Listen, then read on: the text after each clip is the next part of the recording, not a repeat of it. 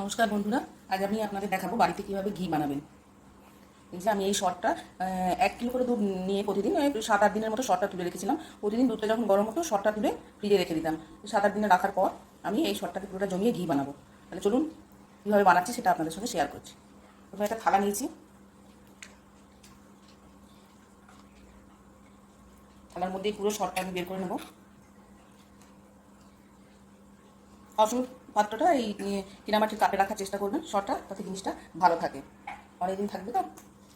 এরপর শর্টটাকে আমি হাত দিয়ে এরকম করে কিছুটা সময় ধরে শর্টটাকে আমি এটাকে একটু মিশিয়ে নেব পুরো। এর বোথ সাইডে আপনার ঘোরাবেন না, যে কোনো একটা সাইডে, হয় এই দিকে নয় এই দিকে, তাতে শর্টটা ভাব ঘিটা যে ওপরে আপনার ক্রিমটা ভালো ওঠে। হাতটা চেপে চেপে আপনাকে কিছুটা সময় ধরে এরকম করে নিতে হবে। আর আপনারা এক মাথায় রাখবেন, সবসময় দুধ কিন্তু ফুল মিল্ক, গরু দুধ হলে ভালো হয়। আমি এই কান্ট্রি ডিলাইটের দুধ ইউজ করি, তার থেকে আমার এই শর্টটা হয়। সব জায়গাতে কান্ট্রি ডিলাইটে দুধ পাওয়া যায় না, গরু দুধও আপনারা নিতে পারেন। প্যাকেটে বাজারে যে দুধ পাওয়া যায় বিভিন্ন রকমের টোন মিল্ক, তার থেকে কিন্তু এই ঘিটা বানানো যাবে না।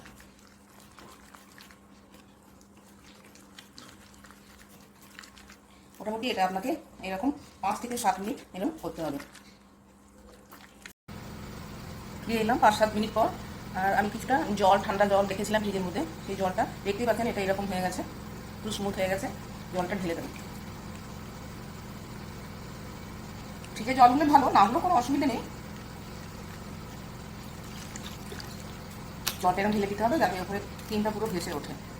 সেই জন্য ঠান্ডা জল হলে বেশি ভালো হয়, গরম জল কিন্তু একদমই ইউজ হবে না।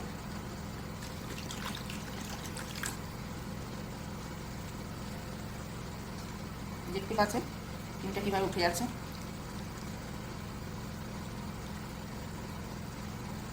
আমি আরেকটু জল দিয়ে দেবো। জলটা আমাদের, আর থালাটা একটু সাইডগুলো যেন এরকম উঁচু থাকে সেরকম ইউজ করবেন, যাতে জলটা ভালো মতো দিয়ে আপনি ক্রিমটা ভাসিয়ে করতে পারেন।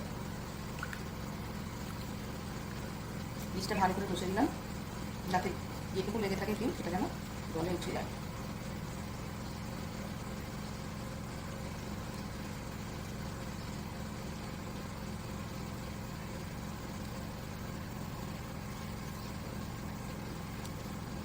এখানে প্রায় আমি আপনার 500 মতো জল দিয়েছি। এই অবস্থায় আমি এটাকে রেস্টে রেখে দেবো, 5 মিনিট মতো রেস্টে রেখে দেবো, তারপর ফিরে আসছি। নমস্কার বন্ধুরা, ফিরে এলাম 5 মিনিট পর।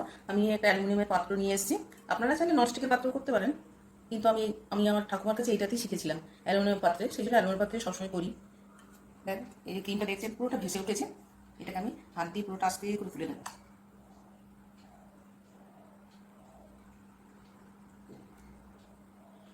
আপনাকে বলে রাখি, এই যে ক্রিমটা তুলে নিচ্ছি তারপর যে জলটা থাকবে সেই জলটা কিন্তু খুবই ভালো।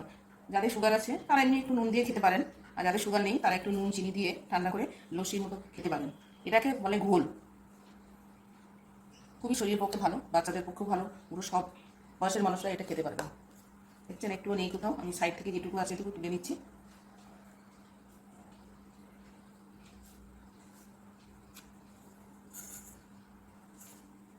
হাতে করে তোলার চেষ্টা করবেন, যদি কারোর অসুবিধা থাকে সে স্পুন দিয়ে তুলতে পারেন, কিন্তু হাতে করে আপনার যে জিনিসটা পুরোটা উঠবে সেটা হয়তো চামচে নাও উঠতে পারে। কড়াটা একবার দেখে নিলাম কিছু আছে কিনা, এই দেখুন আসছে।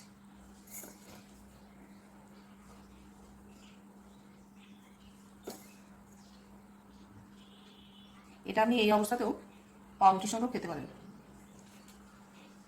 পাউরুটি টোস্ট করে এর মধ্যে দিয়ে খেতে পারেন, তার টেস্ট আলাদা হবে।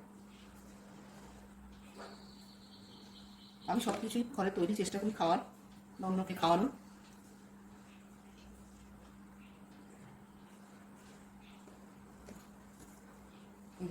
এই পরিমাণ আমার ক্রিম হয়ে গেছে। এই পরবর্তী স্টেপটা আপনাদের দেখাচ্ছি। এই যে আমি এটা ক্রিমটা তুলে নিয়েছিলাম, গ্যাসটা জ্বালিয়ে দিলাম,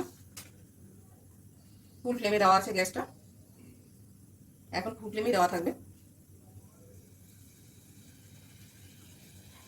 দেখুন এটা গলতে ক্রিমটা শুরু করেছে, হালকা করে অল্প করে একটু নাড়িয়ে দেবেন এরকম করে, বেশি জোরে না।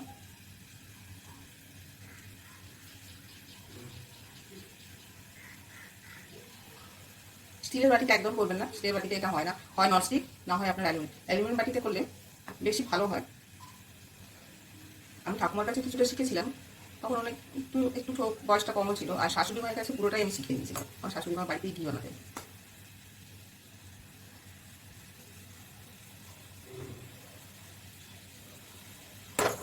ব্যাস, আর নাড়া যাবে না, এটা নিজে থেকে হবে। গ্যাসটা আমার এখনো বাড়ানো আছে। যখন এটা দেখবেন দুধের মতো উঠলে উঠছে, সেই টাইমে আপনাকে গ্যাসটা কমিয়ে দিতে হবে। আমি গ্যাসটা কমিয়ে দিলাম, এটা এবার ফুটতে থাকবে। আর কিন্তু এটাকে নাড়া যাবে না। দেখুন অলমোস্ট আমার ঘিটা হয়ে এসছে। এই সাইডগুলো দেখেছেন, এই যে সাইডগুলো,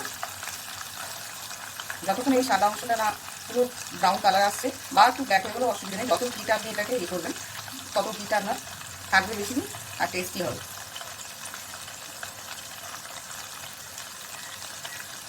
এখন কিন্তু গ্যাসটা আমার সিমে দেওয়া আছে। সবসময় চেষ্টা করবেন ঘি সকালবেলায় বানাতে। বেলা যদি রোদ উঠে গেলে নাকি ঘি ভালো হয় না, কারণটা আমি বলতে পারবো না, কিন্তু এটা আমি শুনেছি যে ঘিটা নাকি সকালবেলাতেই বানাতে হয়। রোদ উঠে গেলে ঘি খুব একটা ভালো হয় না, সেই জন্য আমি সকালবেলাতেই এটা বানিয়ে ফেলেছি।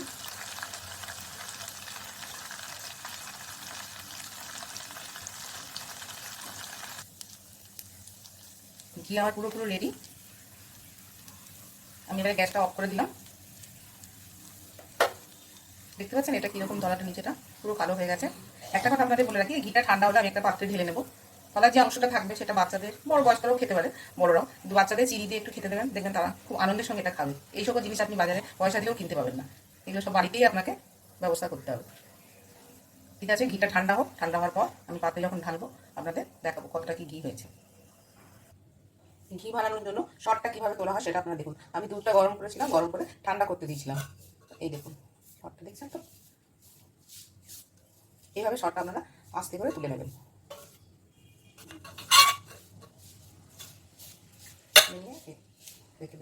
এবং দুধটা আপনারা 7-8 দিন এভাবে স্টোর করতে হবে। দুধটা আমি শর্টটা ফ্রিজেই রাখি যাতে নষ্ট না হয়। পুরো শর্টটাই আমি তুলে নেবো। এটা আপনার দুধটাও আপনার ভালো ফ্যাট ফ্রি হয়ে গেল কিছুটা।